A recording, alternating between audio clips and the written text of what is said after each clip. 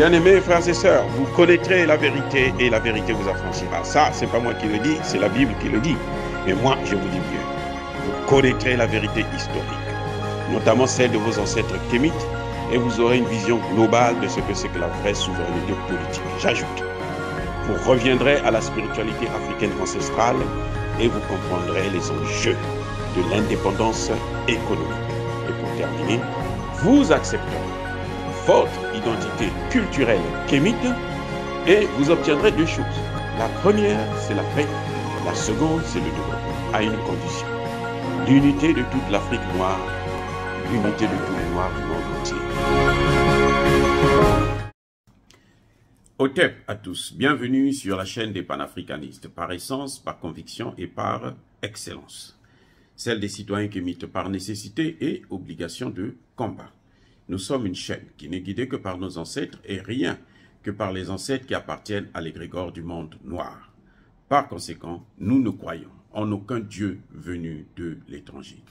Toutefois, cette vidéo n'est aucunement destinée à inciter à la haine ou à la violence, car nous menons un combat qui est d'abord et avant tout spirituel, intellectuel et démocratique. Ensuite, il est politique, géopolitique et géostratégique contre l'impérialisme, le colonialisme, le néocolonialisme et l'endocolonat, qui sont tous qualifiés de crimes contre l'humanité.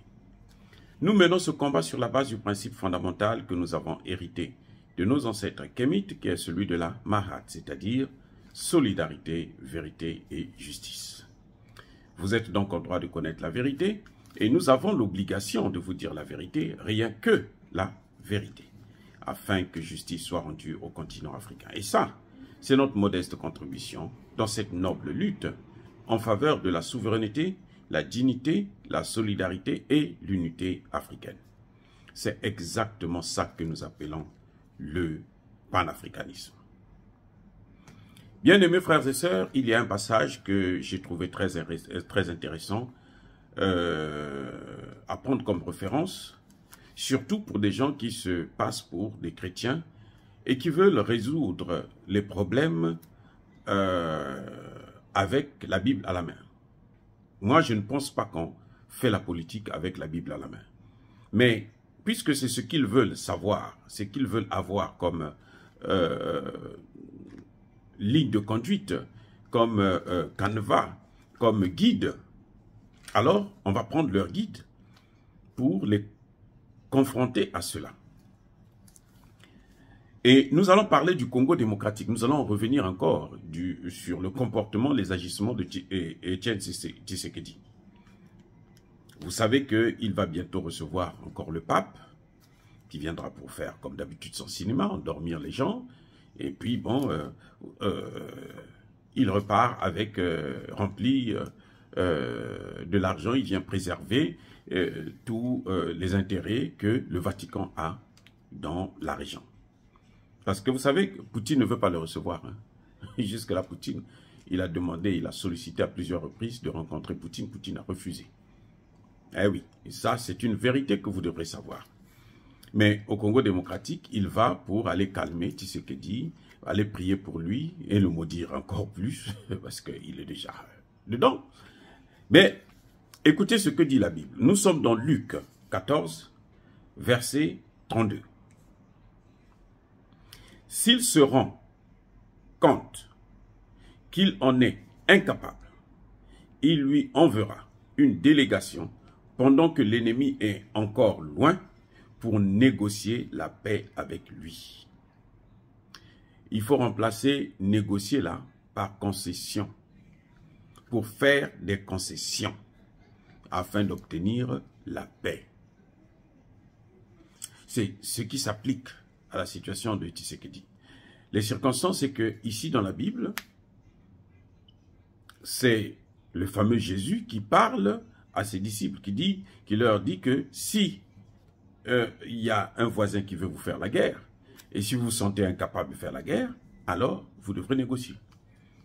C'est le cas de Tshisekedi, et c'est là où justement les Nations Unies, les puissances occidentales, les États-Unis, la France, le Canada, l'Allemagne, l'Angleterre, la Belgique ont amené Tshisekedi, on veut l'amener devant le fait accompli, que non, mais le Rwanda est en train d'occuper le terrain. Il va prendre même tout le pays. Parce que là, tel que c'est parti, il va prendre tout le pays. Il y a des Rwandais qui rentrent par le Congo-Brazzaville avec des armes en plus.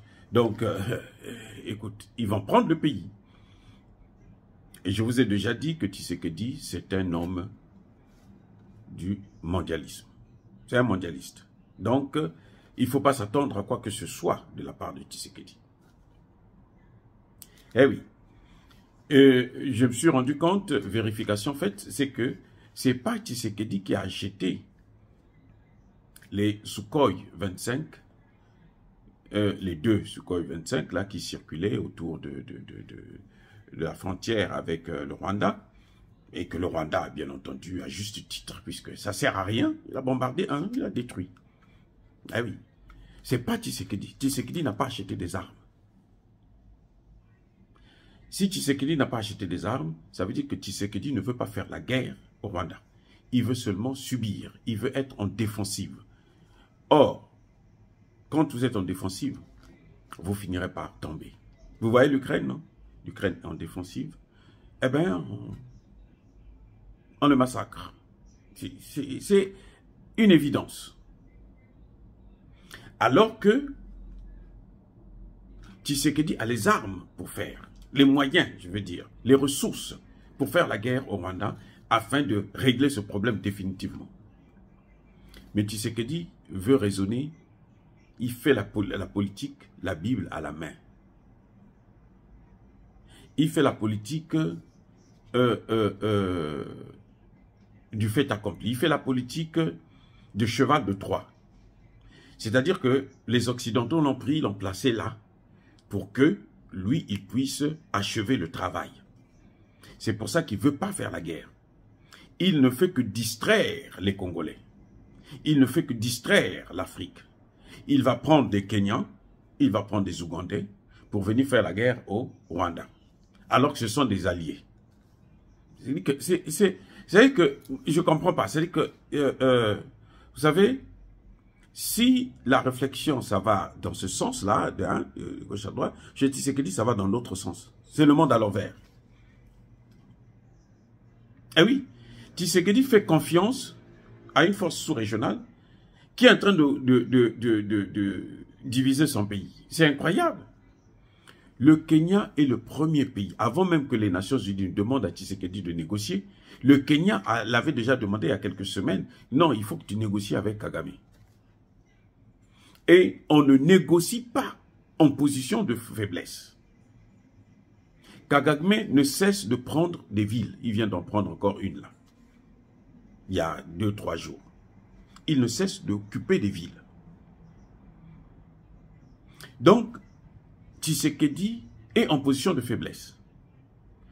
Négocier avec Kagame dans cette position, c'est faire des concessions à Kagame. C'est-à-dire demander à Kagame, bon, toi, qu'est-ce que tu veux? Kagame dit, donne-moi Goma. Je veux occuper Goma. Il dit, bon, je te laisse Goma, mais ne viens plus vers, en dehors de Goma. C'est ça, la négociation. Le cas actuel du Congo démocratique face au Rwanda. La négociation, ça va amener à faire des concessions, et rien de plus. Mais il ne faut pas vous leurrer. C'est que si Kagame dit aujourd'hui que moi j'ai besoin seulement de Goma et puis je te laisse tranquille, il ment. Parce qu'on ne fait pas un pacte avec le diable. Si vous lui tendez la main, il va vous prendre toute la main. Et après, il va s'attaquer au reste du corps. Donc, si Tshisekedi fait des concessions aujourd'hui au Rwanda, demain, ils vont chercher à aller plus loin. Y compris la capitale Kinshasa. Puisque je vous ai dit déjà, dans le début de cette vidéo, qu'il y a des Rwandais qui rentrent à Kinshasa par le Congo-Brazzaville, qui sont armés, avec la complicité, bien sûr, de certaines personnes des autorités congolaises. Donc, Tshisekedi est en train de mettre le Congo devant des faits accomplis. Tshisekedi est fier de vous dire que la Banque mondiale lui a donné 1 milliard 300 millions ou 500 millions. Ok, très bien. De dollars, hein. Qu'est-ce qu'il a fait avec? Pourquoi il n'a pas acheté des armes avec? Vous savez qu'est-ce qu'il a fait avec? C'est avec cet argent qu'il a augmenté le salaire des députés. Et comme les députés, eux, comme tout bon Congolais, hein, de Brazzaville ou de Kinshasa, tout bon Congolais, il suffit qu'il ait l'argent, le reste, c'est pas son problème. Vous pouvez prendre toute sa famille, faire ce que vous voulez d'elle, ce n'est pas un problème. Donc les députés se calment. Le président du Sénat, qui a été le premier à critiquer justement la présence de la MONUSCO, à juste titre d'ailleurs, et nous l'avons soutenu, aujourd'hui il s'est tu. Il s'est même rétracté, parce qu'on lui a donné l'argent. Et Tshisekedi promet aux entrepreneurs, non mais nous allons je vais faire de vous des milliardaires. Et tous ils rêvent. Vous savez là où se trouve l'argent de Kinshasa, là, du Congo, la RDC. L'essentiel de la RDC se trouve là-bas, dans l'Est. C'est pas pour rien que les Occidentaux ont choisi l'Est, parce que c'est là-bas qu'il y a le coltan. C'est là-bas qu'il y a le lithium. C'est là-bas qu'il y a donc ces matières premières qui sont essentielles pour la fabrication des voitures électriques qui sont en train de devenir à la mode maintenant, ici aux États-Unis. C'est pour ça qu'ils ont choisi ça. Donc, Tshisekedi a amené les gens vers... ils amènent les Congolais, l'Afrique, devant un fait accompli. Et en faisant croire que je n'ai pas l'argent pour acheter les armes. Je n'ai pas des armes. Je suis sous embargo. Non. Si Tshisekedi est sous embargo, il sait comment faire pour avoir des armes.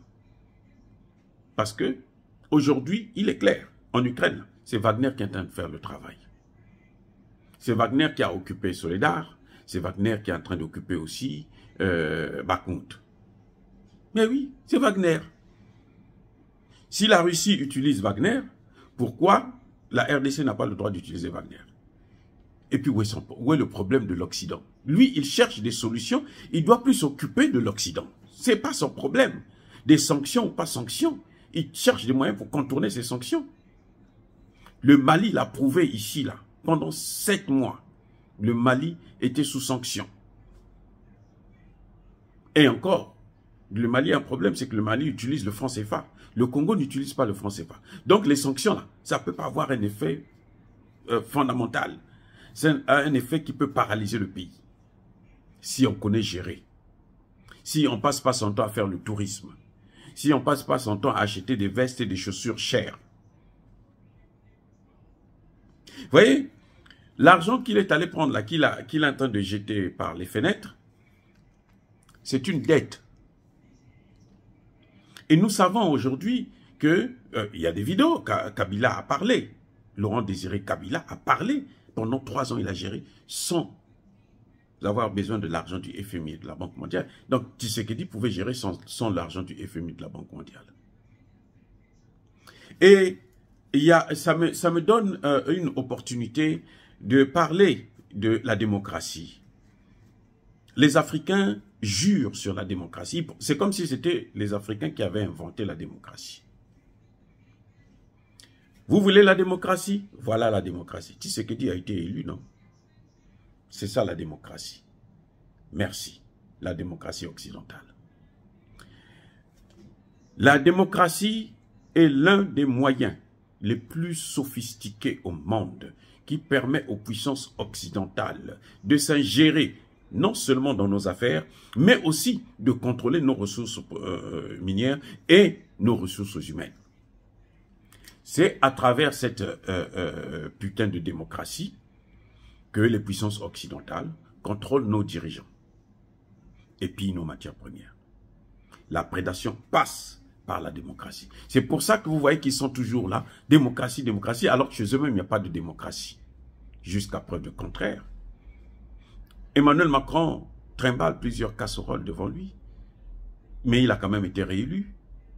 Vous avez Ursula von der Leyen, qui est une escrotte, une voleuse de haut niveau. Mais c'est elle qui prend les décisions. Elle n'a jamais été même élue. C'est elle qui prend les décisions essentielles actuellement au niveau européen, notamment dans la guerre contre l'Ukraine. Voilà, c'est pas la démocratie. Vous va parler de la démocratie. Ils ont la démocratie. Oh oui, il y a la démocratie. Il y a vraiment la démocratie puisque le peuple a pris d'assaut le Capitole. Ici, aux États-Unis, à Washington. Pareil, la même chose s'est produite encore là au Brésil, il n'y a pas longtemps. C'est ça la démocratie? C'est la démocratie qui vous développe? Voilà la démocratie. Et le pape, et Tshisekedi se prépare pour recevoir le pape qui viendra encore raconter, faire sa vie, alors qu'il est chassé là, en Russie. On ne veut pas le recevoir. Donc, je crois que les Congolais qui me suivent doivent comprendre aujourd'hui que notre problème, ce n'est pas la démocratie, mais notre problème, c'est des bons dirigeants, qu'ils soient élus ou pas.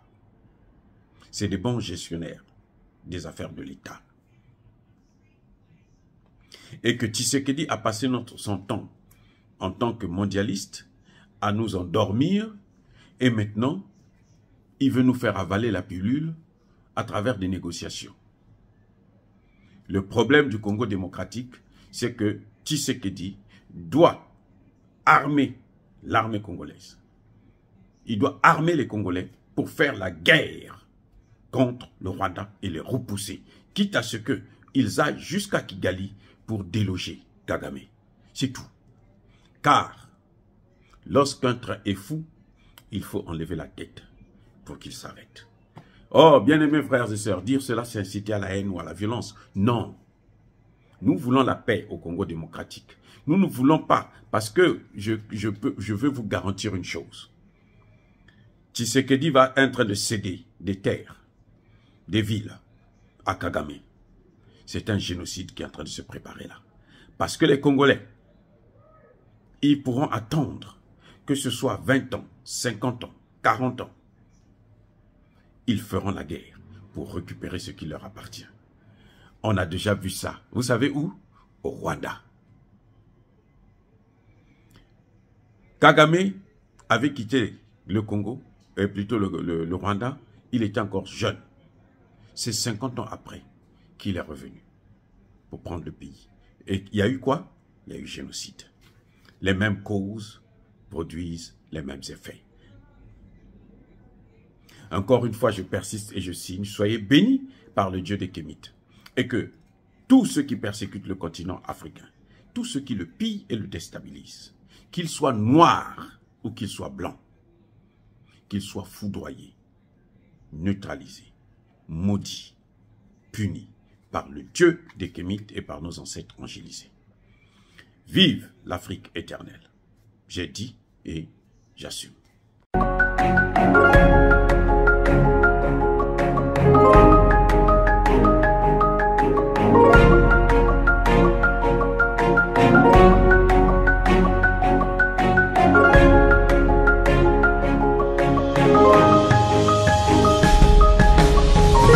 Eux, ils marchent par la foi et non par la vue.